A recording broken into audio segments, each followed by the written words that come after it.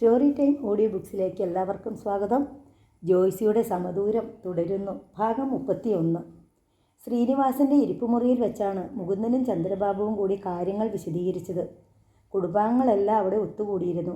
ശ്രീനിവാസനും കൃഷ്ണകുമാരിയും മക്കളായ രാഹുലും മഞ്ജുവും, ചന്ദ്രബാബുവിൻ്റെ മകൾ ലാവണ്യയും രേണുവും, ചന്ദ്രബാബുവിൻ്റെ ഭാര്യ ഗീതാമണിയും. സുപ്രിയ റൈസ് മില്ല് വിലയ്ക്ക് വാങ്ങാൻ പോകുന്നത് മീനാക്ഷിയാണെന്ന് വ്യക്തമായതോടെ വീടിന് മീതെ ഒരു നിഴൽ വീണതുപോലെ കുടുംബസദസ്സ് മ്ലാനതയിൽ മുങ്ങി. അവൾ നമ്മുടെ റൈസ് മില്ല് തന്നെ വാങ്ങുന്നതിൻ്റെ ഉദ്ദേശം എന്താ? കൃഷ്ണകുമാരി ആരോടെന്നില്ലാതെ ചോദിച്ചു. നമ്മളെ കൊച്ചാക്കാൻ, അല്ലാതെന്താ? ഗീതാമണി പല്ല് കടിച്ചു പറഞ്ഞു. എനിക്കത് ആലോചിക്കാൻ പോലും വയ്യ. അവൾ സുപ്രിയ റൈസ് മില്ലിൻ്റെ ഉടമയായിട്ട് വിലസുന്നത്. കൃഷ്ണകുമാരി അസഹിഷ്ണുതയോടെ പറഞ്ഞു. ഈ വീട്ടിലൊരു പിച്ചക്കാരിയെപ്പോലെ കയറി വന്നവളാ. നമ്മൾ ആട്ടിയിറക്കി വിട്ടവളാ. ഇവിടുത്തെ എച്ചിൽപാത്രവും കഴുകി, വിഴുപ്പ് വലക്കി, വീട്ടുമുറ്റവും തൂത്തു തുടച്ച് മിണ്ടാപ്രാണിയെപ്പോലെ കഴിഞ്ഞുകൂടിയവൾ. അവളാണിനി മഹാറാണിയുടെ വേഷം കെട്ടി എഴുന്നള്ളാൻ പോകുന്നത്. ഇവിടുത്തെ ആണുങ്ങളുടെ പിടിപ്പുകേട് അല്ലാണ്ടെന്താ? അല്ലെങ്കിൽ ഇപ്പോൾ ആ മില്ല് വിൽക്കേണ്ടി വരുമായിരുന്നോ? അന്നൊരു നുള്ളു വിഷം ചോറിലിട്ട് കൊടുത്തിരുന്നെങ്കിൽ തീരാനുള്ളതേ ഉണ്ടായിരുന്നുള്ളൂ. ഞാൻ അന്നേ പറഞ്ഞതാ, വല്ലവർക്കും വിൽക്കുവോ ബലമായിട്ട് വല്ലയിടത്തും കൊണ്ടുപോയി തള്ളുവോ എന്തു വേണമെങ്കിൽ ചെയ്യാമെന്ന്. അന്നത് ചെയ്തിരുന്നെങ്കിൽ അവൾ പണ്ടേ നശിച്ചു പോയേനെ.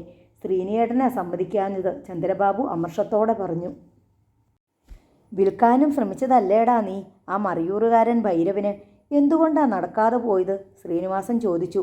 അത് ഗോപിമാമൻ്റെ കയ്യിലിരിപ്പ്. അതിൻ്റെ ഫലം ഇപ്പോൾ അനുഭവിക്കുന്നുണ്ടല്ലോ. കിടപ്പാടം വരെ വിറ്റിട്ട് വാടകയ്ക്കാണ് താമസമെന്ന് കേട്ടു. വാടക കൃത്യമായിട്ട് കിട്ടാത്തത് കൊണ്ട് അവിടെ നിന്ന് ഇറക്കി വിടുന്ന സ്ഥിതിയാണത്രേ. മകന് തൂക്കുമരം ഏതാണ്ട് ഉറപ്പായി. മീനാക്ഷി നമ്മുടെ റൈസ് മില്ല് വിലയ്ക്ക് വാങ്ങുന്നതിന് പിന്നിൽ നമ്മളെ നാണം കെടുത്തുക എന്നൊരു ഉദ്ദേശം മാത്രമേ ഉള്ളെന്നാണ് ഇപ്പോൾ എനിക്ക് സംശയം, കൃഷ്ണകുമാരി പറഞ്ഞു. അല്ലാതെ പിന്നെ അവളുടെ ഒരു പകരം വീട്ടിലല്ലേ അത്? അല്ലെന്ന് ആര് പറഞ്ഞു? അതിൽ കൂടുതൽ എന്തെങ്കിലും ഉദ്ദേശം അവൾക്കുണ്ടോ ഇല്ലയോ എന്ന് എങ്ങനെ അറിയാം? അവളുടെ വെളച്ചിലൊന്നും കൊല്ലങ്കോട്ട് ദേശത്ത് നടക്കില്ല. മാത്തൂരെ ആണുങ്ങളെ അവൾക്ക് ശരിക്കും അറിയത്തില്ല. ചന്ദ്രബാബു കടപ്പല്ല് ഞെരിച്ചു. അല്ലച്ചാ, നമ്മുടെ റൈസ് മില്ല് അവൾക്ക് കൊടുക്കണമെന്ന് എന്താ ഇത്ര നിർബന്ധം? ശ്രീനിവാസൻ്റെ മകൻ രാഹുൽ ചോദിച്ചു. എഗ്രിമെൻ്റ് എഴുതി പോയില്ലേ? നമ്മൾ ഒപ്പിട്ട് കൊടുത്ത് അഡ്വാൻസും വാങ്ങി, ശ്രീനിവാസൻ പറഞ്ഞു. അഡ്വാൻസ് തിരിച്ചു കൊടുത്തിട്ട് പറയണം അതങ്ങ് കീറിക്കളഞ്ഞേക്കാൻ. രാഹുൽ നിസ്സാര മട്ടിലാണ് പറയുന്നത്. ഡിഗ്രി ഫൈനൽ ഇയർ വിദ്യാർത്ഥിയാണ് രാഹുൽ. ശ്രീനിവാസനേക്കാൾ ആൾവലിപ്പവും ആരോഗ്യവും. അവർക്ക് അഡ്വാൻസ് തിരിച്ചു വേണ്ടെന്ന് പറഞ്ഞാലോ? ശ്രീനിവാസൻ ചോദിച്ചു. വേണ്ടെങ്കിൽ അത് നമ്മൾ ഏത് നിമിഷവും പലിശ സഹിതം തിരിച്ചു കൊടുത്തക്ക വിധം ബാങ്കിലിട്ടേക്കണം. എന്നിട്ടോ മില്ല് അവർക്ക് തീരെഴുതി കൊടുക്കരുത്. അവർക്ക് എന്തു ചെയ്യാൻ പറ്റും? മില്ലിൻ്റെ പേരിൽ വേറെ ചില ബാധ്യതകളും അവകാശങ്ങളും ഉണ്ടെന്ന് പറയണം. പ്രായപൂർത്തിയായ മക്കൾ സമ്മതിക്കില്ലെന്നും പറയണം. മില്ല് ഒരു തർക്കവസ്തുവാണെന്ന് സ്ഥാപിക്കണം. എന്നിട്ട് അവർക്ക് മില്ല് വേണമെന്നാണെങ്കിൽ അവർ കേസിന് പോകട്ടെ. അത് ശരിയാ, ചന്ദ്രബാബു പറഞ്ഞു. തർക്കവസ്തുവാണെന്ന് സ്ഥാപിച്ചാൽ അഡ്വാൻസും പലിശയും അല്പം നഷ്ടപരിഹാരവും കൊടുക്കാനേ ഏത് കോടതിയും വിധിക്കൂ. വേറൊരു കാര്യം കൂടി ചെയ്യാം, രാഹുൽ പറഞ്ഞു. അഡ്വാൻസ് ഡീഡ് എഴുതിയതിന് മുമ്പത്തെ ഡേറ്റ് വെച്ച് മില്ല് മറ്റാർക്കെങ്കിലും ലീസിന് കൊടുത്തതായിട്ട് ഒരു ഡീഡ് എഴുതി ഒപ്പിട്ട് വെച്ചേക്ക്. അവർ കോടതിയിൽ പോയാൽ നമുക്ക് കാണിക്കാം. കൂടി വന്നാൽ നമ്മൾ അക്കാര്യം മറച്ചു വെച്ച് ചീറ്റ് ചെയ്യാൻ ശ്രമിച്ചെന്ന് പറയുമായിരിക്കും.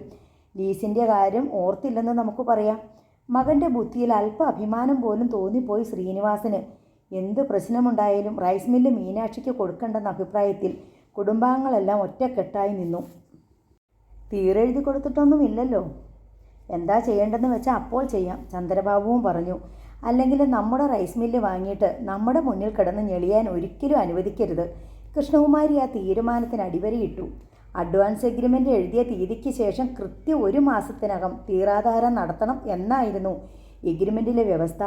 1 മാസം തികയുന്നതിൻ്റെ തലേ ദിവസം മാത്തൂർ വീട്ടിലേക്കൊരു ഫോൺ കോൾ വന്നു. ശ്രീനിവാസനാണ് ഫോൺ അറ്റൻഡ് ചെയ്തത്. ഹലോ, ഞാൻ കാർത്തികേയൻ. മറുവശത്തെ പരുക്കൻ ശബ്ദം കേട്ടപ്പോൾ ശ്രീനിവാസന് ഒരു ഉൾക്കിടിലം തോന്നി. ഇത് ശ്രീനിയാണ്. ഞാൻ മറ്റേ കാര്യം പറയാനാണ് വിളിച്ചത്. നാളെയാണ് മില്ലിൻ്റെ രജിസ്ട്രേഷൻ. ഓർമ്മയുണ്ടല്ലോ അല്ലേ?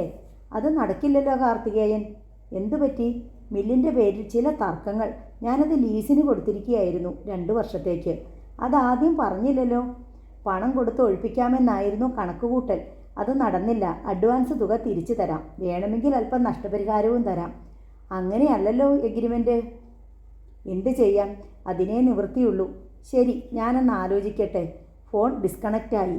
വലിയൊരു പൊട്ടിത്തെറി പ്രതീക്ഷിച്ചു നിന്ന ശ്രീനിവാസന് ആശ്വാസമായി. അയാൾ ചന്ദ്രബാബുവിനെയും മറ്റും വിളിച്ച് വിവരം പറഞ്ഞു. അവർക്കും സമാധാനമായി. പിന്നീട് കാർത്തികേയൻ്റെ ഫോൺ കോൾ ഒന്നും വന്നില്ല. പിറ്റേന്ന് രാവിലെ 8 മണിയോടെ മാത്തൂർ വീടിൻ്റെ മുമ്പിലേക്ക് 4 കാറുകൾ ചീറി വന്നു. ഒരു ബെൻസ് കാർ, ഒരു സ്കോർപിയോ, ഒരു ടാറ്റ സഫാരി, ഒരു ടൊയോട്ട കാളിസ്. 4 വണ്ടികളും ഗേറ്റിന് വെളിയിൽ റോഡരികിൽ പാർക്ക് ചെയ്തു. ആദ്യം ബെൻസ് കാറിൽ നിന്നും കാർത്തികേയൻ ഇറങ്ങി. തുടരെ മറ്റു വണ്ടികളുടെ ഡോറുകൾ തുറക്കപ്പെട്ടു. എന്തിനും പോന്ന 20ഓളം പേർ കാറുകളിൽ നിന്ന് ചാടി ഇറങ്ങി. കാർത്തികേയൻ തൻ്റെ പിന്നാലെ വരാൻ ആംഗ്യം കാണിച്ചിട്ട് മാത്തൂർ വീടിൻ്റെ ഗേറ്റ് തള്ളി തുറന്ന് അകത്തേക്ക് കയറി. ആരൊക്കെയോ ചടുപിടന്നനെ സിറ്റൗട്ടിലേക്ക് കയറുന്ന കാലച്ച കേട്ട് ശ്രീനിവാസൻ വാതിൽ തുറന്ന് പുറത്തേക്ക് തല നീട്ടി. സിറ്റൗട്ടിൽ മല്ലന്മാരെ പോലെ തോന്നിച്ച 8 പേർ 2 വരിയായി സൈനികരെ പോലെ നിലയുറപ്പിച്ചു. ചന്ദ്രബാബുവിൻ്റെ സിറ്റൗട്ടിലേക്ക് 8 പേർ ഇരിച്ചു കയറി. അവരും സിറ്റൗട്ടിൻ്റെ ഇരുവശത്തും 2 വരിയായി നിന്നു. 4 പേർ വടിവാളുകൾ ഊരിപ്പിടിച്ചുകൊണ്ട് ഗേറ്റിൽ ഇരുവശത്തുമായി നിന്നു. കാർത്തികേയൻ 8 അംഗരക്ഷകരുടെ നടുവിലൂടെ നടന്ന് ശ്രീനിവാസൻ്റെ മുമ്പിലേക്ക് ചെന്നു. ഇന്ന് 10 മണിക്ക് മില്ലിൻ്റെ രജിസ്ട്രേഷൻ. വേഗം പോകാൻ റെഡിയാകുക, കാർത്തികേയൻ പറഞ്ഞു. ഞാൻ പറഞ്ഞിരുന്നല്ലോ മില്ലിൻ്റെ പേരിൽ ചില തർക്കങ്ങൾ. ശ്രീനിവാസൻ വിക്കി. പറഞ്ഞു തീരും മുമ്പ് കാർത്തികേയൻ അയാളുടെ മുടിക്ക് കുത്തിപ്പിടിച്ച് പുറത്തേക്ക് വലിച്ചു അടിച്ചു. തന്തയ്ക്ക് പേർക്കായക കാർത്തികേയനോട് വേണ്ട. ഡ്രസ്സ് മാറാൻ 5 മിനിറ്റ് സമയം തരാം. പറഞ്ഞു തീർന്നതും കാർത്തികേയൻ ശ്രീനിവാസനെ അകത്തേക്ക് തന്നെ തള്ളി. ഇതിനകം ചന്ദ്രബാബു സിറ്റൗട്ടിലേക്ക് ഇറങ്ങിക്കഴിഞ്ഞിരുന്നു. എന്താ ഇത്? നിങ്ങളൊക്കെ ആരാ? അയാൾ 2 വരിയായി നിന്ന മല്ലന്മാരോട് ചോദിക്കുന്നത് കേട്ട് കാർത്തികേയൻ നടുമുറ്റം മുറിച്ചു കടന്ന് ചന്ദ്രബാബുവിൻ്റെ സിറ്റൗട്ടിലേക്ക് ചെന്നു. നേരെ ചന്ദ്രബാബുവിൻ്റെ കഴുത്തിൽ കുത്തിപ്പിടിച്ച് അയാൾ അമർത്തിയ സ്വരത്തിൽ പറഞ്ഞു, ഡ്രസ്സ് മാറാൻ 5 മിനിറ്റ്. പോ. രാഹുൽ ശ്രീനിവാസൻ്റെ സിറ്റൗട്ടിൽ നിന്ന് ഒച്ച വയ്ക്കാൻ തുടങ്ങി. നിങ്ങളെന്താ ഗുണ്ടകളെയും കൊണ്ടുവന്ന് ഭീഷണിപ്പെടുത്തുന്നോ? ഇവിടെ നടക്കില്ല. കാർത്തികേയൻ ഒരിക്കൽ കൂടി നടുമുറ്റം മുറിച്ചു കടന്നു. നിങ്ങൾ എന്താ വിചാരിച്ചേ? വീട്ടിൽ കയറി വന്ന് എന്ത് അതിക്രമം കാണിക്കാമെന്നോ? ഗുണ്ടകളെ കണ്ടാൽ പേടിക്കുന്നവരല്ല ഞങ്ങൾ. രാഹുൽ കാർത്തികേയൻ്റെ നേർക്ക് ചീറി. കാർത്തികേയൻ കൈയൊന്ന് വീശി. പടക്കം പൊട്ടുന്ന ഒച്ച കേട്ടു. മുഖം ചതഞ്ഞ് രാഹുൽ താഴെ വീണു. അവൻ്റെ കോളറിൽ പിടിച്ച് വലിച്ചു പൊക്കിക്കൊണ്ട് കാർത്തികേയൻ പറഞ്ഞു, ഞങ്ങളിവിടുന്ന് പോകുന്നത് വരെ വാ തുറക്കരുത് കൊലയാടി മോനെ. കാർത്തികേയൻ അവനെ വീട്ടിനുള്ളിലേക്ക് ആഞ്ഞു തള്ളി. പോലീസിന് ഫോൺ ചെയ്യാൻ ശ്രമിക്കുകയായിരുന്ന ശ്രീനിവാസൻ്റെ ദേഹത്തേക്ക് രാഹുൽ വേച്ച് വന്ന് വീണു. ഫോൺ താഴെ വെക്കടാ നായേ, കാർത്തികേയൻ അമറി. ശ്രീനിവാസൻ നടുങ്ങി ഫോൺ ക്രാഡിലിൽ വെച്ചു. കൃഷ്ണകുമാരിയും മഞ്ജുവും നിലവിളിക്കാൻ ഭാവിച്ചപ്പോൾ കാർത്തികേയൻ അവരുടെ നേർക്ക് വിരൽ ചൂണ്ടി. ശബ്ദിക്കരുത്, ഈ വീട് കുരുതിക്കളമാക്കും ഞങ്ങൾ. കൃഷ്ണകുമാരി വായ പൊത്തി. ഇനി 3 മിനിറ്റ്. കാർത്തികേയൻ ശ്രീനിവാസനെ നോക്കി. ശ്രീനിവാസൻ വേഗം ബെഡ്റൂമിലേക്ക് കയറി. 3 മിനിറ്റിനുള്ളിൽ വേഷം മാറി ഇറങ്ങി. വാ. കാർത്തികേയൻ മുമ്പേ നടന്നു. മറുവശത്ത് ചന്ദ്രബാബു ഒരുങ്ങിക്കഴിഞ്ഞിരുന്നു. കാർത്തികേയൻ ശ്രീനിവാസനെയും ചന്ദ്രബാബുവിനെയും കൂട്ടി ഗേറ്റിന് നേർക്ക് നടന്നു. 2 സിറ്റൗട്ടുകളിലുമായി അവരുടെ കുടുംബാംഗങ്ങൾ ഒരു നടുക്കത്തിൽ തരിച്ച് നിലകൊണ്ടു. കാർത്തികേയനും ശ്രീനിവാസനും ചന്ദ്രബാബുവും ഗേറ്റ് കടക്കുമ്പോൾ ഒരു കറുത്ത BMW കാർ സാവധാനം ഒഴുകി റോഡിൻ്റെ മറുവശത്ത് വന്ന് നിന്നു. അതിൻ്റെ ഡോർ തുറക്കപ്പെട്ടു. മോടിയായി വസ്ത്രധാരണം ചെയ്ത ഒരു യുവതി കാറിൽ നിന്നിറങ്ങി. ഡോറിലേക്ക് ചാരി നിന്നിട്ട് അവൾ കൈകൾ മാറിൽ പിണച്ചു കെട്ടി. ശ്രീനിവാസനും ചന്ദ്രബാബുവും അവളുടെ നേർക്ക് നോക്കി. അവരുടെ നെഞ്ചിലൂടെ കൊള്ളിമീനുകൾ പാഞ്ഞു. മീനാക്ഷി മുഖം കുനിച്ച് കണ്ണീരോടെ അപമാനിതയായി നിൽക്കുന്ന പെൺകിടാവല്ല. ആഹാരത്തിന് ശേഷം വിശ്രമിക്കുന്ന വന്യമൃഗത്തെ പോലെ തൻ്റെ ഇരകളെ തികഞ്ഞ ശാന്തതയോടെ നോക്കിക്കൊണ്ടവൾ നിസ്സംഗതയായി നിൽക്കുന്നു. മീനാക്ഷിയെ കണ്ട് കാർത്തികേയൻ അവളുടെ സമീപത്തേക്ക് ചെന്നു. കുഴപ്പമൊന്നുമില്ലല്ലോ? മീനാക്ഷി താണ സ്വരത്തിൽ ചോദിച്ചു. ഇല്ല. ശരി. മീനാക്ഷി കാറിലേക്ക് കയറി. ഡോർ അടഞ്ഞു. കാർ സാവധാനം നീങ്ങി. കാർത്തികേയൻ തിരികെ ചന്ദ്രബാബുവിൻ്റെയും ശ്രീനിവാസൻ്റെയും അടുത്തേക്ക് ചെന്നു. എന്നാൽ പോകാം, ഞങ്ങൾ വേറെ വണ്ടിയിൽ വരാം, ശ്രീനിവാസൻ പറഞ്ഞു. അത് വേണ്ട. നിങ്ങളെ കൊണ്ടുപോവുകയും തിരിച്ചിവിടെ കൊണ്ടുവന്ന് വിടുകയും ചെയ്യേണ്ടത് ഞങ്ങളുടെ ബാധ്യതയാണ്. കാർത്തികേയൻ അവരെ ടാറ്റ സഫാരിയിൽ കൊണ്ടുചെന്ന് കയറ്റി. അതിനുശേഷം അയാൾ ചെന്ന് ബെൻസ് കാറിൽ കയറി. ബെൻസ് കാർ മുമ്പേ നീങ്ങി. മറ്റു കാറുകൾ പിമ്പേയും. ആലത്തൂർ DYSP രാജനാരായണൻ്റെ ഓഫീസിന് മുമ്പിൽ ബെൻസ് കാർ എത്തി നിന്നു. പിന്നാലെ വന്ന മറ്റു കാറുകൾ റോഡരിയിൽ പാർക്ക് ചെയ്തു. കാർത്തികേയൻ കാറിൽ നിന്ന് ഇറങ്ങി DYSPയുടെ ഓഫീസിലേക്ക് കയറിപ്പോയി. അല്പം കഴിഞ്ഞ് അയാൾ തിരിച്ചിറങ്ങി വന്ന് ടാറ്റ സഫാരിയുടെ അരികെ ചെന്ന് ശ്രീനിവാസനോടും ചന്ദ്രബാബുവിനോടും ഇറങ്ങി വരാൻ ആംഗ്യം കാട്ടി. അവർ ഡോർ തുറന്ന് പുറത്തേക്കിറങ്ങി. ഒരു ചെറിയ ചടങ്ങുണ്ട്, വരൂ, കാർത്തികേയൻ പറഞ്ഞു. ശ്രീനിവാസനും ചന്ദ്രബാബുവിനും ഒന്നും മനസ്സിലായില്ല. അവർ കാർത്തികേയൻ്റെ പിന്നാലെ നീങ്ങി. ഡിവൈഎസ്പി രാജു നാരായണൻ തൻ്റെ ഓഫീസ് റൂമിൽ കാത്തിരിപ്പുണ്ടായിരുന്നു. കാർത്തികേയൻ ചന്ദ്രബാബുവിനെയും ശ്രീനിവാസനെയും കൂട്ടി മുറിയിലേക്ക് കയറി ചെന്നു. ഇരിക്ക്, രാജുനാരായണൻ മൂവരെയും നോക്കിയിട്ട് പറഞ്ഞു. ചന്ദ്രബാബുവിനും ശ്രീനിവാസനും പാതി സമാധാനമായി. രാജുനാരായണനെ അവർക്ക് മുൻപരിചയമുണ്ട്. എന്താണ് പ്രശ്നം? രാജുനാരായണൻ ശ്രീനിവാസനെ നോക്കി സൗഹാർദ്ദ സ്വരത്തിൽ ചോദിച്ചു. സർ, ഇവർ ഒരു സംഘം ഗുണ്ടകളെയും കൂട്ടി മാരകായുധങ്ങളുമായി വീട്ടിൽ അതിക്രമിച്ച് കയറി വീട്ടിലുള്ളവരെ എല്ലാം ഭീഷണിപ്പെടുത്തി എൻ്റെ മകനെ കയ്യേറ്റം ചെയ്തു. ഇപ്പം ഞങ്ങളെ ബലമായി പിടിച്ചുകൊണ്ട് വന്നിരിക്കുകയാണ്, ശ്രീനിവാസൻ പറഞ്ഞു. എന്തായാലും ഇങ്ങോട്ടാണല്ലോ നിങ്ങളെ കൊണ്ടുവന്നത്, ഡിവൈഎസ്പി പറഞ്ഞു. എന്നിട്ട് മേശപ്പുറത്തിരുന്ന എഗ്രിമെൻ്റ് എടുത്ത് അവരെ കാണിച്ചു. ഈ എഗ്രിമെൻ്റ് നിങ്ങൾ എഴുതിയതാണോ? ശ്രീനിവാസൻ ചന്ദ്രബാബുവിനെ നോക്കി. ചന്ദ്രബാബുവിൻ്റെ മുഖം താണു. അതെ, ശ്രീനിവാസൻ സമ്മതിച്ചു. 10 ലക്ഷം രൂപ അഡ്വാൻസും വാങ്ങി. അതിനാരും വിലം പ്രയോഗിച്ചില്ലല്ലോ? ഇല്ല. ഈ എഗ്രിമെൻറ്റിലെ വ്യവസ്ഥകളനുസരിച്ച് ഇന്നല്ലേ ഡോക്യുമെൻറ്റ്സ് രജിസ്റ്റർ ചെയ്യേണ്ട ദിവസം? അതെ. പക്ഷേ വേറെ ചില തടസ്സങ്ങളുണ്ട് സർ. എന്ത് തടസ്സം? എഗ്രിമെൻ്റ് ഒപ്പിട്ട് അഡ്വാൻസും വാങ്ങി കീശയിൽ വെച്ചിട്ട് പ്രോപ്പർട്ടി തീരെഴുതി കൊടുക്കാത്തത് ചെറ്റത്തരമല്ലേടോ? സാർ, ആ പ്രോപ്പർട്ടി ഒരു തർക്കവസ്തുവാണ്, ചന്ദ്രബാബു പറഞ്ഞു. എന്ത് തർക്കം? അത് വിൽക്കാൻ ഞങ്ങളുടെ മക്കൾ സമ്മതിക്കുന്നില്ല. പൂർവിക സ്വത്തായതുകൊണ്ട് അവർക്കും അവകാശം പറയാമല്ലോ. സി മിസ്റ്റർ ചന്ദ്രബാബു, ഞാൻ ഈ പ്രോപ്പർട്ടിയുടെ ഒറിജിനൽ ഡോക്യുമെൻറ്റ്സിൻ്റെ ഫോട്ടോ കോപ്പി കണ്ടു. ശ്രീനിവാസൻ്റെയും നിങ്ങളുടെയും പേരിലാണ് ഈ വസ്തു. മറ്റാർക്കും അവകാശമില്ല. ഞങ്ങൾ ഈ പ്രോപ്പർട്ടി 2 വർഷത്തേക്ക് ലീസിന് കൊടുത്തിട്ടുണ്ടായിരുന്നു. ആർക്ക്? ഗൗരീദാസൻ എന്നൊരാൾക്ക്. അഡ്വാൻസ് എഗ്രിമെൻ്റ് ഒപ്പിടുമ്പോൾ അക്കാര്യം ഇവരോട് പറഞ്ഞിരുന്നോ? ഇല്ല, വിട്ടുപോയി. അപ്പോൾ ചീറ്റിംഗ് ആണ് നിങ്ങൾ നടത്തിയിരിക്കുന്നത്. വസ്തുവിന്മേലുള്ള ബാധ്യതകൾ മറച്ചുകൊണ്ട് കള്ളം പറഞ്ഞ് നിങ്ങൾ വസ്തു വിൽക്കാൻ ശ്രമിച്ചു. ശ്രീനിവാസനും ചന്ദ്രബാബുവിനും ഉത്തരമില്ല. അതുകൊണ്ട് നിങ്ങളൊരു കാര്യം ചെയ്യണം. ലീസിൻ്റെ ബാധ്യതയൊക്കെ നിങ്ങൾ തന്നെ തീർത്തു കൊടുക്കണം. ഇന്ന് തന്നെ ഡോക്യുമെൻറ്റ്സ് രജിസ്റ്റർ ചെയ്യണം. പക്ഷെ സാർ, അല്ലെങ്കിൽ ഞങ്ങൾക്ക് അടുത്ത വഴി നോക്കേണ്ടി വരും. വഞ്ചനാക്കുറ്റത്തിന് നിങ്ങളെ അറസ്റ്റ് ചെയ്ത് ലോക്കപ്പിൽ അടക്കിയേ നിവൃത്തിയുള്ളൂ. 3 വർഷമെങ്കിലും നിങ്ങൾക്ക് ജയിലിൽ കിടക്കാനുള്ള വക ഇതിലുണ്ട്. ശ്രീനിവാസനും ചന്ദ്രബാബുവും മുഖത്തോട് മുഖം നോക്കി. പെട്ടെന്ന് തീരുമാനിക്കണം, എനിക്ക് വേറെ ജോലിയുണ്ട്. ഡിവൈഎസ്പി അക്ഷമനായി. കാർത്തികേയൻ പുറത്തേക്ക് ഇറങ്ങിപ്പോയി. ഞങ്ങളെ അറസ്റ്റ് ചെയ്ത് കോടതിയിൽ ഹാജരാക്കിയാൽ മതി സാർ, ഞങ്ങൾ ജാമ്യത്തിൽ ഇറങ്ങിക്കോളാം.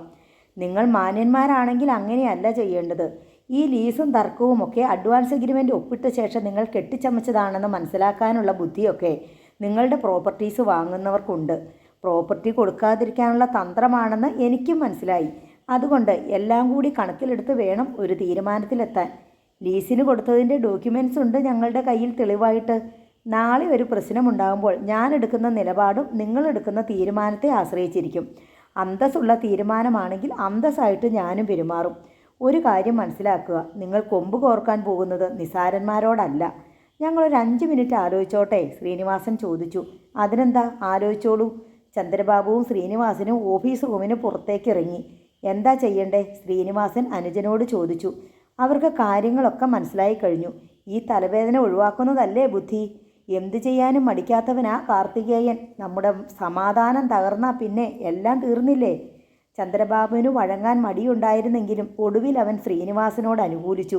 തിരികെ റൂമിലേക്ക് ചെന്ന് ശ്രീനിവാസൻ ഡിവൈഎസ്പിയോട് പറഞ്ഞു. സാർ ഇടപെട്ടതുകൊണ്ട് മാത്രം ഞങ്ങൾ സമ്മതിക്കുന്നു. Very good. ഡിവൈഎസ്പി ഉടൻ തന്നെ കാർത്തികേയനെ വിളിച്ചു. ഇവർ ഡോക്യുമെൻറ്റ്സ് രജിസ്ട്രേഷന് തയ്യാറാണ്. ഇന്ന് തന്നെ നടത്തുന്നതിൽ ഒരു തടസ്സവുമില്ല. Thank you sir. ഡിവൈഎസ്പിയുടെ ഓഫീസിൽ നിന്നും ഇറങ്ങി അവർ സബ് രജിസ്ട്രാർ ഓഫീസിലേക്ക് തിരിച്ചു. അവിടെ ഡോക്യുമെൻറ്റ്സ് എല്ലാം നേരത്തെ തന്നെ എഴുതി തയ്യാറാക്കി സബ് രജിസ്ട്രാർ ഓഫീസിൽ എത്തിച്ചിരുന്നു. ചന്ദ്രബാബുവിന് ശ്രീനിവാസനും അത് ഒപ്പിട്ട് കൊടുത്ത് ബാക്കി പണം വാങ്ങുകയേ വേണ്ടിയിരുന്നുള്ളൂ.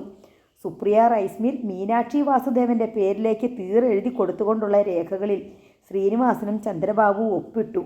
അവരുടെ മുഖത്ത് പരാജയഭാവം തങ്ങി നിന്നിരുന്നു. വീട്ടുമുറ്റത്തേക്കുള്ള കൽപ്പടികളിൽ കയറുമ്പോൾ ഗോപിനാഥൻ്റെ കാൽ കല്ലിൽ തട്ടി ചെറുവിരലിൻ്റെ തൊലിയിളകി. വെളിച്ചമില്ല വീട്ടിലും മുറ്റത്തും. വീട് അരണ്ട നാട്ടുവെളിച്ചത്തിൽ ഒരു പ്രേതഭവനത്തിൻ്റെ പാറ്റേൺ വിരചിച്ചുകൊണ്ട് നിശബ്ദമായി കിടക്കുന്നു. മുറ്റത്തേക്ക് കയറിയിട്ട് ഗോപിനാഥൻ വിളിച്ചു. രാഖിമോളെ. അകത്തുനിന്ന് പതിഞ്ഞ വിളിയൊച്ച കേട്ടു. ആ വിളക്കിങ്ങെടുത്തേ. ഗോപിനാഥൻ വരാന്തയിലേക്ക് കയറാതെ മുറ്റത്ത് തന്നെ നിന്നു. രാഖി ഓട്ടുവിളക്കുമായി വരാന്തയിലേക്ക് വന്നു. കുറച്ച് വെള്ളം ഇങ്ങെടുത്തോ മോളെ, എൻ്റെ കാലൊന്ന് തട്ടി മുറിഞ്ഞു എന്ന് തോന്നുന്നു. രാഖി വരാന്തിയിൽ വിളക്ക് വെച്ചിട്ട് വെള്ളമെടുക്കാൻ പോയി. കറണ്ടില്ല വീട്ടിൽ. കറണ്ട് ചാർജ് അടയ്ക്കാത്തത് കൊണ്ട് ലൈൻമാൻ വന്ന് ഫ്യൂസ് ഊരിക്കൊണ്ട് പോയിട്ട് ആഴ്ചകളായി. രാഖി വെള്ളം കൊണ്ടുവന്ന് കൊടുത്തു. കാലിലേക്ക് വിളക്ക് നീട്ടി കാണിച്ചു കൊടുത്തു. ഉവ്, ചെറുവിരലിൻ്റെ തൊലി ഇളകി നഖം മറിഞ്ഞു കിടക്കുന്നു. അച്ഛനെന്താ കല്ലിനിട്ട് തൊഴിക്കുകയാണോ ചെയ്തേ? രാഖി അയാളെ ശാസിച്ചു. അവൾ കാലിൽ വെള്ളമൊഴിച്ചു കൊടുത്തപ്പോൾ ഗോപിനാഥനെ നല്ലപോലെ നീറി. ചോര വരുന്നത് പെട്ടെന്ന് തന്നെ നിലച്ചു. ഇനി മണ്ണ് പറ്റിക്കില്ലേ അച്ഛാ, ഞാൻ മുറിവ് കെട്ടിത്തരാം, രാഖി പറഞ്ഞു. അകത്ത് കയറിയ ശേഷം അവൾ ചുവന്നുള്ളി ചതച്ച് വെളിച്ചെണ്ണയും കൂടി കലർത്തി ഗോപിനാഥൻ്റെ കാൽവിരലിൽ പൊതിഞ്ഞു. കീറിയെടുത്ത പഴന്തുണി കഷ്ണം വിരലിൽ ചുറ്റിക്കെട്ടി. വീട്ടിനുള്ളിൽ മറ്റുള്ളവർ നിശബ്ദരായിരുന്നു. കഴിക്കാനൊന്നുമില്ലേ മോളെ? ഗോപിനാഥൻ കാലിൻ്റെ വേദനയിൽ നിന്നും വിശപ്പിൻ്റെ ആഴത്തിലേക്ക് വീണു കഴിഞ്ഞു. അച്ഛൻ വല്ലതും കൊണ്ടുവന്നിട്ടുണ്ടോ? രാഖി ചോദിച്ചു. ഗോപിനാഥൻ ഉത്തരം പറഞ്ഞില്ല. കൗസല്യ കടുത്ത നിരാശയോടെ ഗോപിനാഥനെ നോക്കി. ആ ശിവാനന്ദൻ ഇന്നും വന്നിരുന്നു. ഇന്നല്ലേ അവസാനത്തെ അവധി പറഞ്ഞിരുന്നേ? നാളെ ഇവിടെ നിന്ന് ഇറങ്ങി കൊടുക്കണമെന്ന് പറഞ്ഞ് വലിയ ബഹളം ഉണ്ടാക്കിയിട്ടാണ് പോയത്. ഗോപിനാഥൻ കാലിൻ്റെ വേദനയിൽ നിന്നും ആഴമേറിയ വിശപ്പിൽ നിന്നും നാളെ എന്ന ഭീകര സത്വത്തിൻ്റെ ഇരുട്ടിലേക്ക് പതിച്ചു. വാടക മുടങ്ങിയിട്ട് പല മാസങ്ങളായിരിക്കുന്നു. പറഞ്ഞ അവധികളെല്ലാം തെറ്റി. അവധി പറയുന്നതിൽ അർത്ഥമില്ലെന്ന് വീട്ടുടമയ്ക്ക് ബോധ്യപ്പെട്ടു കഴിഞ്ഞു. ഓരോ അവധി പറയുമ്പോഴും ഗോപിനാഥനും അതറിയാമായിരുന്നു. നാളെ ശിവാനന്ദൻ വന്നാൽ കാല് പിടിച്ച ഒരവധിക്ക് വേണ്ടി കൂടി യാചിക്കാം. അതേ നിവൃത്തിയുള്ളൂ. ഇക്കൊല്ലം വേനൽ രൂക്ഷമാണ്. പാടശേഖരങ്ങൾ ഉണങ്ങി വരണ്ട് കിടക്കുന്നു. ജലാശയങ്ങളും കനാലുകളും വറ്റിപ്പോയിരിക്കുന്നു. പാടത്തും കൃഷിയിടങ്ങളിലും പണിയില്ല. അല്ലെങ്കിൽ രാഖിയും ശ്രീജിയും കളങ്ങളിൽ കൂലിപ്പണിക്ക് പോയിക്കൊണ്ടിരുന്നതാണ്. എന്താണ് ചെയ്യേണ്ടതെന്ന് ഗോപിനാഥന് ഒരു ഊഹവുമില്ല. ഇനി ഒരൊറ്റ മാർഗമേ ഉള്ളൂ അച്ഛാ. കുറച്ച് വിഷം വാങ്ങി എല്ലാവർക്കും കൂടി ഒന്നിച്ചിരുന്ന് കഴിക്കുക. രാഖി പറയുന്നത് കേട്ട് അയാളുടെ നെഞ്ചു കിടുങ്ങി. കുറേ നാളുകളായി അവൾ ഇതുതന്നെ പറയുന്നു. ആദ്യം അവൾ അത് പറഞ്ഞപ്പോൾ ഗോപിനാഥനും കൗസല്യയും അവളെ കണക്കറ്റ് ശകാരിച്ചു. പിന്നീട് പലപ്പോഴും അവൾ അത് ആവർത്തിക്കുന്നത് കേട്ട് അവർ മൗനം പൂണ്ടു. ഭയങ്കരമായ ആ സത്യത്തിന് നേർക്ക് തങ്ങൾ അടുത്തുകൊണ്ടിരിക്കുകയാണെന്ന് അവർ തിരിച്ചറിഞ്ഞു കഴിഞ്ഞിരുന്നു.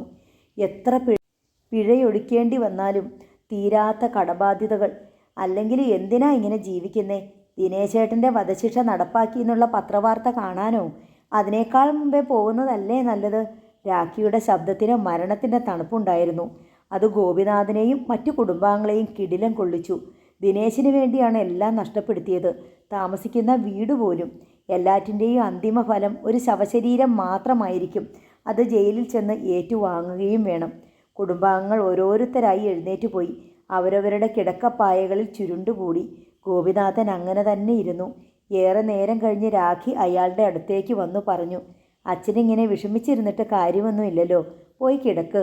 അവൾ തന്നെ അയാളുടെ കൈ പിടിച്ച് എഴുന്നേൽപ്പിച്ചുകൊണ്ടുപോയി. ഗോപിനാഥൻ തണുത്ത പായമേൽ കിടന്നു. ഉറക്കമില്ല. പുലർച്ചക്കോഴി കൂവുന്നത് കേട്ടുകൊണ്ട് അയാൾ ഒന്ന് മയങ്ങി. വീട്ടിനുള്ളിൽ വലിയ ബഹളം. ശിവാനന്ദൻ്റെ ഒച്ച കേൾക്കാം.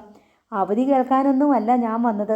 ഇനി അവധിയില്ല. നിങ്ങൾ വാടക തീർത്തു തന്നാൽ പോലും ഇവിടെ താമസിക്കാൻ ഞാൻ സമ്മതിക്കുകയുമില്ല. സ്വപ്നത്തിലാണെന്നറിയാം. ശിവാനന്ദൻ വീട്ടിൽ നിന്ന് ഇറക്കി വിട്ടാൽ എന്ത് ചെയ്യുമെന്ന് ഓർത്തോർത്ത് വിഷമിച്ച് കിടന്നതുകൊണ്ടാണ് ഇങ്ങനെയൊരു ദുസ്വപ്നം കാണുന്നതെന്നും മനസ്സിലാകുന്നുണ്ട്. എന്നാലും ശിവാനന്ദൻ ഇത്ര ഒച്ചയെടുത്ത് നാട്ടുകാരെ കേൾപ്പിക്കേണ്ട കാര്യമുണ്ടോ? ഞങ്ങൾ എങ്ങോട്ട് പോകാനാ ശിവാനന്ദ?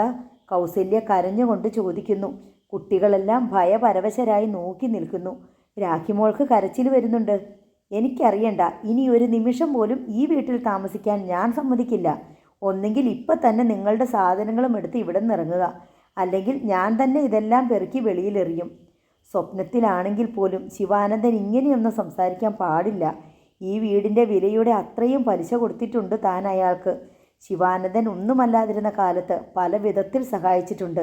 ഒടുവിൽ അയാൾ പറഞ്ഞ വിലയ്ക്ക് വീടും കൊടുത്തു. എന്നിട്ടാണ് അച്ഛാ, രാഹിമോൾ തൊണ്ടയിടറി വിളിക്കുന്നു. എവിടെയാണ് അവൾ നിൽക്കുന്നത്? ഇരുട്ടത്തോ?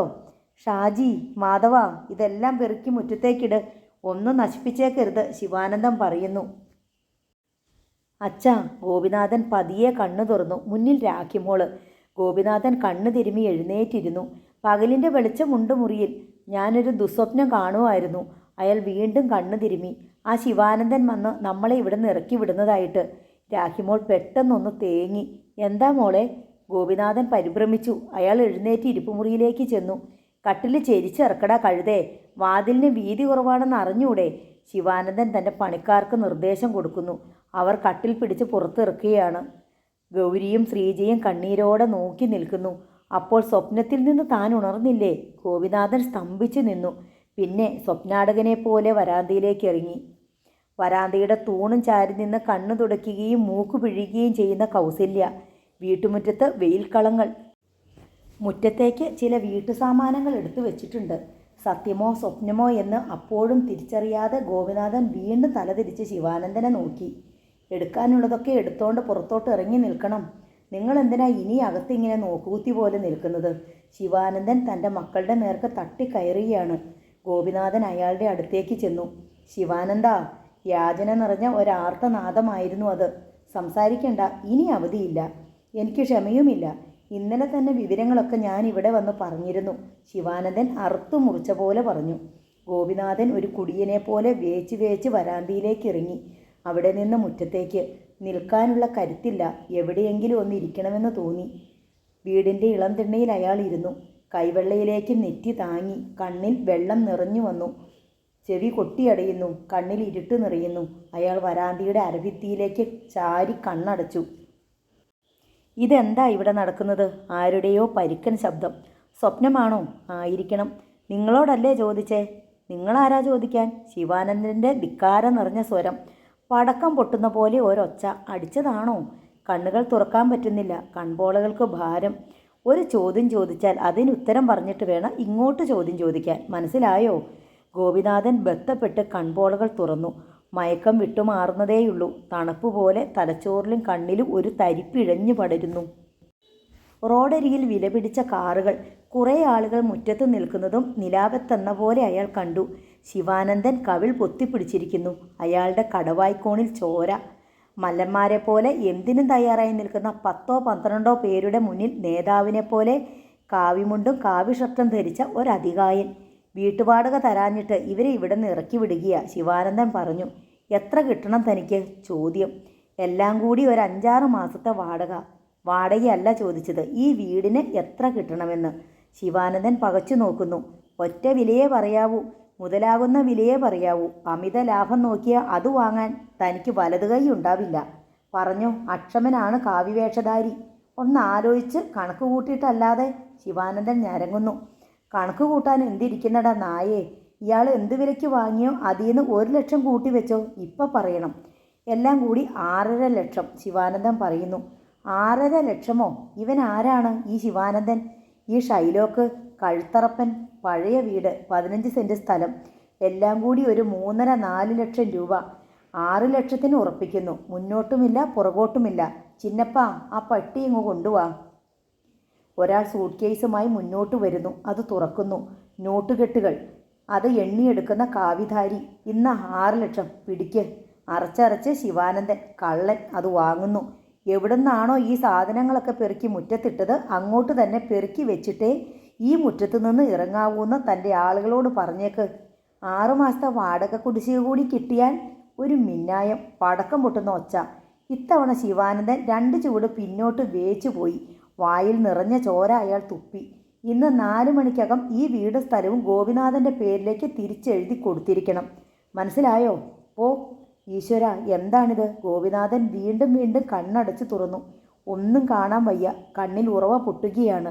അയാൾ വീണ്ടും കൈവെള്ളയിൽ നെറ്റി താങ്ങി തല കുമ്പിട്ടു. തോളിൽ ഒരു കരസ്പർശം. ഒപ്പം സ്നേഹമസൃണമായ ഒരു വിളിയച്ചയും. ഗോപിമാമൻ. ഞെട്ടിയിട്ടെന്ന പോലെ അയാൾ മുഖമുയർത്തി. കണ്ണീർപ്പാടയ്ക്കപ്പുറത്ത് അവ്യക്തമായ ഒരു സ്ത്രീരൂപം. പ്രൗഢമായി വേഷം ധരിച്ച യുവതി. മീനാക്ഷി അല്ലേ അത്? അയാൾ കൈയെടുത്ത് കണ്ണു തുടച്ചിട്ട് വീണ്ടും നോക്കി. മീനാക്ഷി. ഗോപിമാമൻ എഴുന്നേറ്റ് അകത്തു പോയിരുന്നു. ഇനി നിങ്ങളെ ആരും ഇവിടെ നിന്ന് ഇറക്കി വിടില്ല. ദൈവമേ, ഇത് സ്വപ്നമാണോ? ഗോപിനാഥൻ്റെ കണ്ണിൽ വീണ്ടും ഉറവ പൊട്ടി. കിണറിൻ്റെ ആൾമറയ്ക്കിപ്പുറം സ്തബ്ധരായി നിൽക്കുകയായിരുന്നു കൗസല്യയും പെൺമക്കളും.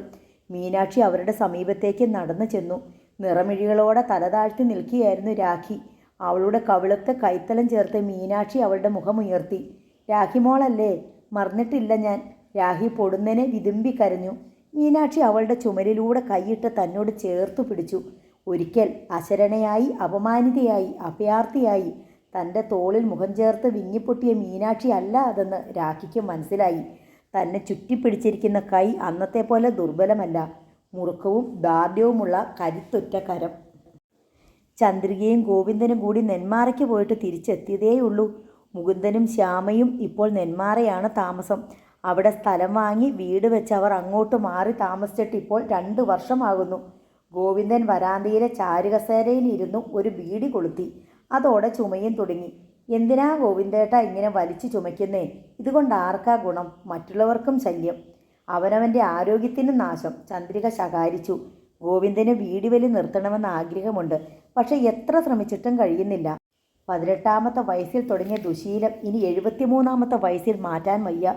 ചന്ദ്രിക അകത്തേക്ക് പോയി. ഗോവിന്ദൻ വെറുതെ പാടങ്ങൾക്ക് നടുവിലൂടെ ടവറിന് ചുവട്ടിലേക്ക് വരുന്ന മൺപാതയിലേക്ക് നോക്കിയിരുന്നു. ദിവസങ്ങൾക്ക് പ്രകാശം കുറഞ്ഞു കുറഞ്ഞു വരുന്നത് അയാൾക്ക് തിരിച്ചറിയാം. ജീവിതം അതിൻ്റെ അസ്തമയ ചക്രവാളത്തിലേക്ക് അടുക്കുകയാണ്. റോഡിൽ പൊടി പാറുന്നത് കണ്ട് ഗോവിന്ദൻ അങ്ങോട്ട് തന്നെ നോക്കിയിരുന്നു. 2 കാറും ഒരു ജീപ്പും ഇറക്കമിറങ്ങി വരുന്നത് കാണാമായിരുന്നു. ചെപ്പിലോട്ടേക്ക് സാധാരണ കാറുകൾ അങ്ങനെ വരാറില്ലല്ലോ എന്ന് ഗോവിന്ദൻ ഓർത്തു. ഇത് സാധാരണ ഈ നാട്ടിൽ കാണാറുള്ള കാറുകളല്ല, വളരെ വിലപിടിപ്പുള്ളവയാണെന്ന് തോന്നിക്കുന്ന കാറുകൾ. ടവറിന് ചുവട്ടിലൂടെ വന്ന കാറുകൾ തങ്ങളുടെ വീട്ടിലേക്ക് തിരിയുന്നത് കണ്ട് ഗോവിന്ദൻ ആശ്ചര്യപ്പെട്ടു. 2 വർഷമേ ആയിട്ടുള്ളൂ പരങ്ങാട്ടിരി കൊളുമ്പൻ റോഡിൽ നിന്നും തങ്ങളുടെ വീട്ടിലേക്ക് തിരിയുന്ന നടപ്പാതയ്ക്ക് വീതി കൂട്ടി റോഡ് വെട്ടിയിട്ട്. അതിനുവേണ്ടി അന്ന് കുറേ അധികം പണം ചെലവായി. വീട്ടുമുറ്റം വരെ റോഡ് വേണമെന്ന പ്രമോദിനായിരുന്നു നിർബന്ധം. ചന്ദ്രികയെ ഗോവിന്ദൻ മുന്നോട്ടാഞ്ഞിരുന്ന് വിളിച്ചു. ഇങ്ങോട്ടൊന്ന് വന്നേ. ചന്ദ്രിക വരാന്തയിലേക്ക് ഇറങ്ങി വന്നു. എന്തിനാ വിളിച്ചേ? ഗോവിന്ദൻ മറുപടി പറയാതെ റോഡിലേക്ക് കൈ ചൂണ്ടി. ചന്ദ്രികയും കണ്ടു. കല്ലും കുഴിയുമുള്ള റോഡിലൂടെ 3 വണ്ടികൾ ആടിക്കുലുങ്ങി തങ്ങളുടെ വീടിന് നേർക്കു വരുന്നു. ഏറ്റവും മുന്നിൽ ഒരു കറുത്ത BMW കാർ വീട്ടുമുറ്റത്ത് വന്നു. ബെൻസ് കാറും ജീപ്പും മുറ്റത്തിന് വെളിയിൽ റോഡിൽ തന്നെ നിർത്തി. പിറകെ വന്ന കാറിലും ജീപ്പിലും നിന്ന് ഏതാനും അപരിചിതർ ഇറങ്ങി അവിടെ തന്നെ നിലയുറപ്പിച്ചു. BMW കാറിൻ്റെ ഡോർ തുറന്ന് സുന്ദരിയായ ഒരു യുവതി ഇറങ്ങുന്നത് കണ്ട് ആശ്ചര്യത്തോടെ ഗോവിന്ദൻ ചാരുകസേരയിൽ നിന്ന് എഴുന്നേറ്റു. ചന്ദ്രിക സ്തബ്ധയായി നിന്നു. മീനാക്ഷി, അവരുടെ ചുണ്ടുകൾ അറിയാതെ മന്ത്രിച്ചു. 4 വർഷം മുമ്പ് അശരണയായി അഭയാർത്ഥിനിയായി ഈ വീട്ടിൽ കഴിഞ്ഞുകൂടിയവൾ. മീനാക്ഷി സാവധാനം നടന്ന വീടിൻ്റെ വരാന്തയിലേക്ക് കയറി. മിഴിച്ചു നിന്ന ചന്ദ്രികയെയും ഗോവിന്ദനെയും മാറി മാറി നോക്കിക്കൊണ്ട് അവൾ ചോദിച്ചു. മനസ്സിലായില്ലേ? മീനാക്ഷിയാ ഞാൻ. അവൾ ചന്ദ്രികയുടെ കരം ഗ്രഹിച്ചു. ചന്ദ്രിക അവളുടെ മുഖത്തേക്ക് ഉറ്റുനോക്കി. അവരുടെ കണ്ണുകളിൽ വെള്ളം നിറഞ്ഞു. ഗോവിന്ദനെ നോക്കി മീനാക്ഷി മന്ദഹസിച്ചു. തിരിച്ചു വരണമെന്ന് വിചാരിച്ചാ പോയത്, തിരിച്ചു വന്നു. ഗോവിന്ദന് ഒന്നും മിണ്ടാൻ കഴിഞ്ഞില്ല. അച്ചമ്മ എന്തി ഇവിടെ ഇല്ലേ? മീനാക്ഷി ഉത്കണ്ഠയോടെ ചോദിച്ചു. അകത്ത് കിടപ്പുണ്ട്, ഇപ്പം തീരെ വയ്യ. മീനാക്ഷി വാതിൽ കടന്ന് അകത്തേക്ക് കയറി. പിന്നാലെ ചന്ദ്രികയും. മാധവിയമ്മ മടക്കി വെച്ച കൈത്തണ്ടകൾക്കിടയിൽ മുഖം തിരുകി കാലുകൾ മടക്കി ചുരുണ്ടുകൂടി കട്ടിലിൽ കിടപ്പുണ്ടായിരുന്നു. അങ്ങാടി മരുന്നുകളുടെ ഗന്ധമായിരുന്നു മുറിയിലെ തണുത്ത വായുവിൽ. ചന്ദ്രിക അകത്തെ ലൈറ്റിട്ടു. കട്ടിലിൽ കിടന്ന ശോഷിച്ചു പോയ വൃദ്ധരൂപം ഒന്നനങ്ങി. നിറം മങ്ങിയ 2 ചെറിയ പളുങ്കുമണികൾ അവരുടെ കൺകളിൽ നിന്നും അപരിചിതരെ എന്ന പോലെ മീനാക്ഷിയെയും ചന്ദ്രികയെയും നോക്കി. അമ്മേ. ചന്ദ്രിക കട്ടിലിൽ ഇരുന്നിട്ട് മാധവിയമ്മയെ പിടിച്ച് നേരെ കിടത്തി. ഒരു കാലഘട്ടത്തിൽ മാത്തൂർ കുടുംബത്തിൻ്റെ നെടുന്തൂണായിരുന്ന ആ സ്ത്രീ തൊലി കൊണ്ട് മൂടിയ അസ്ഥിപഞ്ജരം പോലെ കിടക്കുന്നത് നോക്കി മീനാക്ഷി നിമിഷങ്ങളോളം നിന്നു. അമ്മേ, ഇതാരാ വന്നിരിക്കുന്നതെന്നറിയോ? വൃദ്ധ നേത്രങ്ങൾ മീനാക്ഷിയെ ഒന്നൊഴിഞ്ഞു. ആരാ? തീരെ പതിഞ്ഞ ഒച്ച. മീനാക്ഷി. മീനാക്ഷിയോ? ഏത് മീനാക്ഷിയാ? അക്ഷരങ്ങൾ വ്യക്തമല്ല. അമ്മ ഓർക്കുന്നില്ലേ? കോവൈപുത്തൂരിലേക്ക് പോയ മീനാക്ഷി, വാസുദേവൻ്റെ മോള്. അവൾ മരിച്ചു പോയില്ലേ? വൃദ്ധയുടെ കണ്ണുകൾ വീണ്ടും മീനാക്ഷിയുടെ മേൽ വീണു. മരിച്ചു പോയത് മീനാക്ഷിയല്ല, ജാനകിയാ. ജാനകി മരിച്ചോ? ചന്ദ്രിക തലതിരിച്ച് മീനാക്ഷിയെ നോക്കി. മാധവിയമ്മയുടെ മുഖത്തു നിന്നും കണ്ണെടുക്കാതെ നിർനിമേഷം നിൽക്കുകയാണവൾ. മുഖം ചുവന്നു മുറുകിയിരിക്കുന്നു. അമ്മയ്ക്ക് ഇടയ്ക്കിടെ ഓർമ്മയങ്ങ് പോകും. ചിലപ്പോൾ എന്നെ കണ്ടാൽ പോലും അറിയില്ല. നീ ഏതാണെന്നൊക്കെ ചോദിക്കും. മരിച്ചു പോയവരൊക്കെ ജീവിച്ചിരിപ്പുണ്ടെന്ന അമ്മയുടെ വിചാരം. ചിലപ്പോൾ വാസുദേവനെ വിളിക്കുന്ന കേൾക്കാം. ഇത് മാത്തൂർ വീടാണെന്ന മട്ടില ചിലപ്പോഴത്തെ വർത്തമാനം. മീനാക്ഷി കട്ടിലിലേക്കിരുന്നു. ചന്ദ്രിക എഴുന്നേറ്റു. മീനാക്ഷി വൃദ്ധയുടെ തളർന്ന കൈയെടുത്ത് മടിയിൽ വെച്ചു. ശോഷിച്ച് ഞൊറിവീണ ഞരമ്പുകൾ പിടിച്ചു കിടന്ന ആ കൈയിന്മേൽ തലോടി. അപ്പോൾ മാധവിയമ്മയുടെ മുഖത്തൊരു പുഞ്ചിരിയുണ്ടായി. മീനാക്ഷി ഇവിടുന്ന് പോയേ പിന്നെ വലിയ മൗനത്തിലായിരുന്നു അമ്മ കുറേ കാലം. ജീവിക്കാനുള്ള ആശയൊക്കെ തീർന്നു, ഇനി മരിച്ചാൽ മതിയെന്നൊക്കെയാ പറച്ചിൽ. 2 വർഷം മുമ്പ് കിടപ്പിലായി. കണ്ണടയുന്നതിന് മുമ്പ് മീനാക്ഷി ഒന്ന് കാണണമെന്ന് ആ ഇടയ്ക്കൊക്കെ പറയുമായിരുന്നു. ഓർമ്മക്കേട് തുടങ്ങിയിട്ട് 5-6 മാസമേ ആയുള്ളൂ. എന്നാൽ കേൾവിക്കും കാഴ്ചയ്ക്കും ഒന്നും വലിയ തകരാറില്ല. ഏതെങ്കിലും നല്ലൊരു ആശുപത്രിയിൽ കൊണ്ടുപോയി കിടത്തി ചികിത്സിച്ചാൽ കുറേ മാറ്റം വരുമെന്നാണ് ഡോക്ടർ പറഞ്ഞത്. ആരെക്കൊണ്ട് പറ്റും അതിനൊക്കെ? മീനാക്ഷി ഇവിടുന്ന് പോയപ്പോഴത്തെ അവസ്ഥയൊന്നുമല്ല ഇവിടെ ഇപ്പോൾ ഉള്ളത്. മീനാക്ഷിക്ക് ആ വീട്ടുമുറ്റത്തേക്ക് കാലെടുത്ത് വെച്ചപ്പോൾ തന്നെ അത് മനസ്സിലായി കഴിഞ്ഞിരുന്നു. പെട്ടെന്ന് തിരിച്ചറിയാൻ പറ്റില്ലെങ്കിലും ശോചനീയാവസ്ഥയുടെ ഒരു നിഴലും മ്ലാനതയും ആ ഭവനത്തെ ഗ്രസിച്ചിരുന്നു. ഇവിടെ ഒരു നാട്ടുവൈദ്യൻ്റെ ചികിത്സ ചെയ്യുന്നുണ്ട്, എണ്ണയും കുഴമ്പും കഷായവും. ചന്ദ്രിക പറഞ്ഞു നിർത്തി. ഞാൻ കുറച്ച് സമയം അച്ചമ്മയുടെ അടുത്ത് ഇരുന്നോട്ടെ? ചന്ദ്രിക അവളെ നോക്കി 2 നിമിഷം നിന്നു. പിന്നെ മെല്ലെ തലയാട്ടി പുറത്തിറങ്ങി. മീനാക്ഷി കട്ടിലിനരികെ നിലത്ത് മുട്ടുകുത്തി. അവൾ തലയിണയിൽ നിന്നും ആ ശിരസ് എടുത്ത് തൻ്റെ കൈത്തണ്ടയിലേക്ക് വെച്ചു. വലതുകരം കൊണ്ട് നരച്ച മുടിയിലും ശുഷ്കിച്ച മുഖത്തും നെറ്റിയിലും മൃദുവായി തലോടി. വൃദ്ധയുടെ മുഖത്ത് സന്തോഷം തുടിച്ചു. അവർ അവളെ നോക്കി പുഞ്ചിരി തൂകി. അച്ചമ്മേ, മീനാക്ഷി മൃദുസ്വരത്തിൽ അവരുടെ കാതിനടുത്തേക്ക് മുഖമടുപ്പിച്ച് വിളിച്ചു. വൃദ്ധ ഒരു നിമിഷം കാതോർക്കുന്ന പോലെ അനങ്ങാതെ കിടന്നു. അച്ചമ്മേ, ഇത് ഞാനാ, മീനാക്ഷി. ആരാ? വൃദ്ധ അവളെ കണ്ണിമയ്ക്കാതെ നോക്കി. മീനാക്ഷി. മീനാക്ഷിയോ? അവർ വീണ്ടും എന്തോ ഓർക്കാൻ ശ്രമിക്കുന്നത് പോലെ മച്ചിലേക്ക് നോക്കി. പിന്നെ വിശ്വാസം വരാത്ത പോലെ മീനാക്ഷിയുടെ നേർക്ക് നോക്കി. വായ അല്പം തുറന്നു, കണ്ണുകൾ അല്പം കൂടി മിഴിഞ്ഞു. അവർ മനസ്സുകൊണ്ട് ആഞ്ഞെഴുന്നേറ്റുവെങ്കിലും ശരീരം അനങ്ങിയില്ല. മീനാക്ഷി. അവരുടെ ചുണ്ടുകൾ വിറകൊള്ളുന്നത് അവൾ കണ്ടു. കണ്ണുകളിൽ നീർ വന്നു മൂടുന്നു. അവരുടെ മുഖത്ത് തലോടിക്കൊണ്ടിരുന്ന കൈത്തണ്ടയിൽ ശുഷ്കിച്ച ഒരു കൈ കടന്നു പിടിക്കുന്നു. ഉണങ്ങിയതുപോലുള്ള വിരലുകൾ മുറുകുന്നു. ഈ ഒരു നിമിഷം അച്ചമ്മ തന്നെ തിരിച്ചറിഞ്ഞുവെന്ന് മീനാക്ഷിക്ക് മനസ്സിലായി. അവൾ കുനിഞ്ഞ് വൃദ്ധയുടെ നെറ്റിയിൽ ചുംബിച്ചു. വീണ്ടും മുഖമുയർത്തി നോക്കുമ്പോൾ അച്ചമ്മയുടെ മുഖത്ത് അരനിമിഷം മുമ്പുണ്ടായ ഉദ്യോഗമോ ആനന്ദ പാരവശ്യമോ കാണാനില്ല. സംശയത്തോടെ ചോദിക്കുന്നു, അവൾ പോയില്ലേ? മരിച്ചു പോയില്ലേ? വൃദ്ധയുടെ മനസ്സിൽ മീനാക്ഷിയെപ്പറ്റിയും ജാനകിയെപ്പറ്റിയുമുള്ള ഓർമ്മകൾ വീണ്ടും കെട്ടുപിണഞ്ഞു. മുറ്റത്തിൻ്റെ അരികിൽ ബൈക്ക് നിർത്തിയിട്ട പ്രമോദ ചുറ്റുമുള്ള കാഴ്ചയിലേക്ക് ആശ്ചര്യത്തോടെ നോക്കി. കാറുകൾ, അപരിചിതരായ മനുഷ്യർ. അച്ഛനും സുനിതയും വരാന്തയിൽ അടക്കി പിടിച്ച് സംസാരിക്കുന്നു. പ്രമോദ് വരാന്തയിലേക്ക് കയറി ചെന്നു. മാധവിയമ്മ കിടക്കുന്ന മുറിയിൽ നിന്നും ഒരു യുവതി പുറത്തേക്ക് ഇറങ്ങുന്നത് അവൻ കണ്ടു. മീനാക്ഷി. അവൻ ആശ്ചര്യസ്തബ്ധനായി. മീനാക്ഷി അവനെ കണ്ട് പുഞ്ചിരിച്ചു. അവളുടെ കൺപീലികളിൽ നനവ് തങ്ങി നിന്നിരുന്നു. ചന്ദ്രിക ഒരു കുഞ്ഞിനെ ഒക്കത്ത് വെച്ചുകൊണ്ട് വരാന്തയിലൂടെ നടന്നു വന്നു. മീനാക്ഷി കൗതുകത്തോടെ ആ കുഞ്ഞിനെ നോക്കി. ഇതേതാ ഈ കുഞ്ഞ്? അവൾ ചന്ദ്രികയോട് ചോദിച്ചു. പ്രമോദിൻ്റെ. ചന്ദ്രിക പറഞ്ഞു. 2 കൊല്ലം മുമ്പായിരുന്നു അവൻ്റെ കല്യാണം. മോന് 1 വയസ്സ് തികഞ്ഞിട്ടില്ല. മീനാക്ഷി പ്രമോദിൻ്റെ നേർക്ക് നോക്കി. 4 വർഷം മുമ്പ് ഈ വീടിൻ്റെ പിൻമുറ്റത്തെ ഒട്ടുമാവിൻ്റെ ചുവട്ടിൽ തൻ്റെ മുമ്പിൽ വിവാഹാഭ്യർത്ഥനയുമായി നിന്ന യുവാവിനെ അവൾ ഓർത്തു. മീനാക്ഷി കൈ നീട്ടി ചന്ദ്രികയുടെ കയ്യിൽ നിന്ന് കുഞ്ഞിനെ വാങ്ങി. അവൾ അതിനെ നെഞ്ചോട് ചേർത്ത് പിടിച്ച് നെറ്റിയിൽ ഒരു ഉമ്മ നൽകി. അവളുടെ നോട്ടവുമായി ഇടഞ്ഞപ്പോൾ പ്രമോദ് ജാള്യതയോടെ മുഖം താഴ്ത്തി. സുനിതേ, ചന്ദ്രിക വിളിച്ചു. ഗോവിന്ദൻ്റെ അടുത്ത് നിന്ന സുനിത വിളി കേട്ട് അവരുടെ മുമ്പിലേക്ക് വന്നു. ഇതാണ് ഞങ്ങൾ പറയാറുള്ള മീനാക്ഷി, ചന്ദ്രിക പരിചയപ്പെടുത്തി. സുനിത പുഞ്ചിരിച്ച് ശിരസ് നമിച്ചു. മീനാക്ഷി, ഇത് സുനിത, പ്രമോദിൻ്റെ പെണ്ണ്. മീനാക്ഷിയും അവളുടെ നേർക്ക് മന്ദഹസിച്ച് ശിരസ് നമിച്ചു. എനിക്ക് വിശക്കുന്നുണ്ട് കേട്ടോ. ഇവിടുന്ന് ഒരു പിടി ചോറുണ്ണാൻ കൊതിച്ചാ ഞാൻ വന്നത്, മീനാക്ഷി ചന്ദ്രികയെ നോക്കി പറഞ്ഞു. ചന്ദ്രികയുടെ കണ്ണു നിറഞ്ഞുപോയി. വാ മോളെ, ഞാൻ വിളമ്പി തരാലോ. ചന്ദ്രിക മീനാക്ഷിയുടെ കൈ പിടിച്ച് അടുക്കളയിലേക്ക് കൊണ്ടുപോയി. ഊണ് കഴിക്കാനുള്ള ഡെസ്കും ബെഞ്ചും തുടച്ച് അവളെ അവിടെ ഇരുത്തി. ചന്ദ്രിക തന്നെ അവൾക്ക് വിളമ്പിക്കൊടുത്തു. ചോറും സാമ്പാറും കുഴച്ച് ഉരുളയാക്കി നാവിലേക്ക് വെക്കുമ്പോൾ മീനാക്ഷിയുടെ കണ്ണുകൾ കലങ്ങിയത് കണ്ട് ചന്ദ്രിക അന്തം വിട്ടു. ഞാനിതുപോലെ എന്തുമാത്രം ഉണ്ടതാ ഇവിടുന്ന്. മീനാക്ഷി മുഖം താഴ്ത്തിയപ്പോൾ 2 തുള്ളി കണ്ണുനീർ ചോറിലേക്ക് വീണു. ഒരു കാറും ജീപ്പും റോഡിലേക്ക് പോയി കഴിഞ്ഞു. മീനാക്ഷി വന്ന കാർ തിരിച്ചിടുകയാണ് ഡ്രൈവർ. മീനാക്ഷി പോകാൻ ഇറങ്ങിക്കഴിഞ്ഞു. ചന്ദ്രികയോടും ഗോവിന്ദനോടുമായി മീനാക്ഷി അപേക്ഷാസ്വരത്തിൽ പറഞ്ഞു. അച്ചമ്മയെ എനിക്ക് വിട്ടുതരണം. നാളെ ഞാൻ വരും കൊണ്ടുപോകാൻ. മോളെ, നീ മുഴുവൻ പറയാൻ ചന്ദ്രികയെ അനുവദിക്കാതെ മീനാക്ഷി ഇടയ്ക്ക് കയറി. ഞാൻ കാരണമല്ലേ അച്ചമ്മ ഇവിടെ വന്നത്. തടസ്സം പറയരുത്, ഞാൻ കൊണ്ടുപോകും. ചന്ദ്രിക നിസ്സഹായതയോടെ ഗോവിന്ദനെ നോക്കി. ഗോവിന്ദൻ ഒന്നും മിണ്ടിയില്ല. വരട്ടെ, നാളെ കാണാം. മീനാക്ഷി ചെന്ന് കാറിൽ കയറി.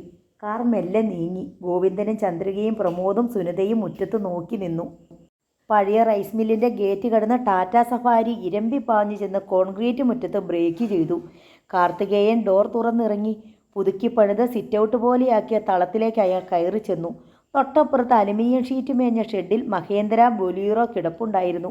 കാർത്തികേയൻ ഡോർബെല്ലടിക്കാൻ ചൂണ്ടുവിരൽ സ്വിച്ച് ബോർഡിലേക്ക് നീട്ടുമ്പോഴേക്കും വാതിൽ തുറക്കപ്പെട്ടു. രഘുവരൻ സിറ്റൗട്ടിലേക്ക് ഇറങ്ങി വന്നു. പിന്നാലെ മുടി മാറിലേക്ക് എടുത്തിട്ട് വിരലുകളാൽ താലോലിച്ചുകൊണ്ട് ജലജയും. രഘുവരൻ കാർത്തികേയനെ നോക്കി നെറ്റി ചുളിച്ചു. ആരാ, മനസ്സിലായില്ല?